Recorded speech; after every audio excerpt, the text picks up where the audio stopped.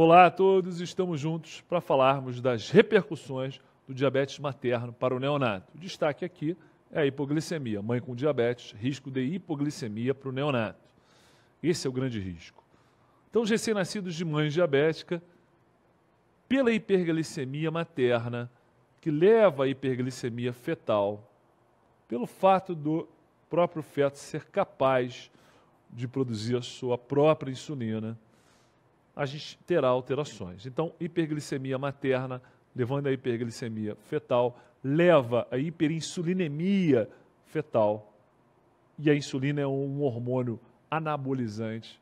Ele fica fica grande para a idade gestacional. E ao nascer, quando se corta o cordão umbilical, parou aquele fornecimento excessivo de glicose, só que ele tem muita insulina, e aí ele faz hipoglicemia. Então, a hiperglicemia materna leva à hiperglicemia fetal, que leva à hiperinsulinemia, que provoca o grande crescimento da criança. A criança nasce grande para a idade gestacional e tem hipoglicemia, risco de hipoglicemia neonatal. A gente sabe que a glicemia ela tem um nadir, o menor nível possível na nossa vida, entre 1 e 3 horas de vida. Isso para todos os recém-natos. Os valores mínimos da glicemia, entre 1 e 3 horas de vida, são absurdamente baixos. 35 é o mínimo. Entre 3 e 24 horas de vida, 40 é o mínimo. E acima de um dia de vida, após 24 horas de vida, 45 é o mínimo.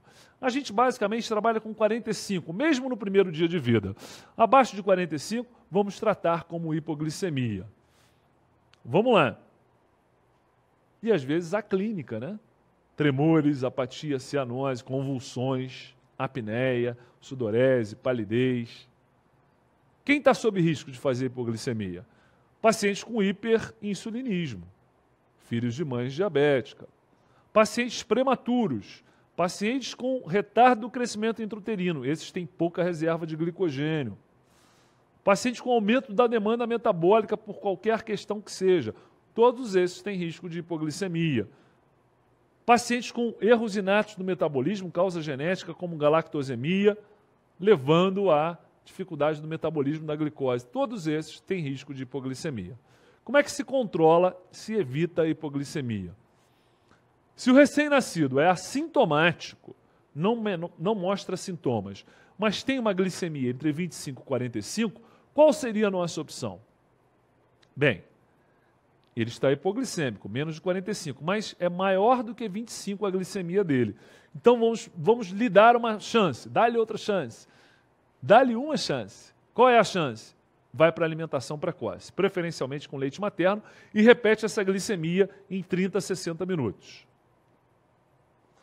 Mas, se ele for sintomático, tiver clínica, ou tiver uma glicemia menor que 25, não tem jeito. Vamos partir direto para o bolo de glicose, 200 miligramas de glicose por quilo, ou 2 ml por quilo de soro glicosado a 10%, e depois bota uma hidratação venosa contínua com uma TIG, uma taxa de infusão de glicose de cerca de 6 miligramas quilo minuto. E inicia a alimentação enteral o mais precocemente possível, de preferência com leite materno. Perfeito. Então, assintomático, tentei alimentar precocemente, antes de colocar na veia, e repito a glicemia em 30 a 60 minutos. Digamos que ele, assintomático ainda, depois de alimentar, mantenha depois de 1 hora, na nova glicemia, uma glicemia entre 25 e 45. Aí não tem jeito, já tentei alimentar, vou colocar na hidratação venosa. A diferença é que no sintomático ou com glicemia menor que 25, eu não só coloco na hidratação venosa, como eu faço um bolo de glicose. No assintomático, que esteja entre 25 e 45, primeiro eu tento a alimentação. Se manteve entre 25 e 45, eu começo a hidratação venosa além da alimentação, mas sem precisar fazer um bolos, um flush de glicose. Agora, se a glicemia ficou abaixo de 25 ou tem sintomas, aí é flush de glicose também. E continuo acompanhando a glicemia a cada 30 minutos. Se apesar de tudo eu não consigo manter a glicemia acima de 45, bem, aí essa taxa de infusão de glicose pode ser aumentada até 12. Posso também usar um corticoide, que é hormônio contrarregulador da insulina, ou hidrocortisona ou prednisona, diminuindo a ação da insulina.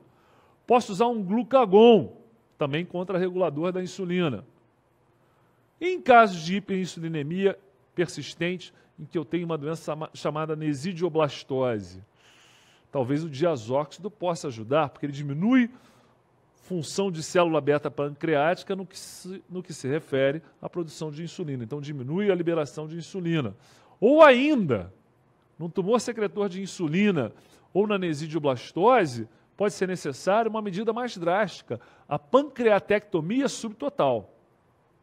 Total nunca, né? Porque senão vira diabético. Então, subtotal, tentando reduzir o tamanho daquele pâncreas e diminuir a secreção de insulina, evitando assim a hipoglicemia. Olha que interessante, quando eu olho para o Nelson, nossa Bíblia pediátrica, ele fala para tratar sintomáticos com hipoglicemia com aquela dose que o Ministério da Saúde recomenda, 200 mg quilo de glicose em bolos. Mas se o sintoma tem convulsão associada, então, sintomático sem convulsão, 200. Mas se entre os sintomas há convulsão, um sintoma de maior gravidade, essa dose do bolos, o Nelson recomenda que seja dobrada. No Ministério da Saúde não se fala sobre essa dose dobrada, mas é uma opção, já que o sintoma é mais grave. Seguido de uma TIG de 8 mg quilo minuto. E aqui, a tabela do Ministério da Saúde. Recém-nascido assintomático, glicemia entre 25 e 45, vou para a alimentação. Se a glicemia passou de 45, mantenho na alimentação. Se ela ficou entre 25 e 45, apesar da alimentação, coloco no soro.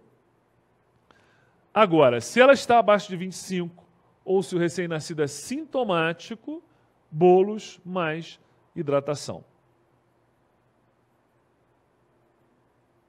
Até a próxima.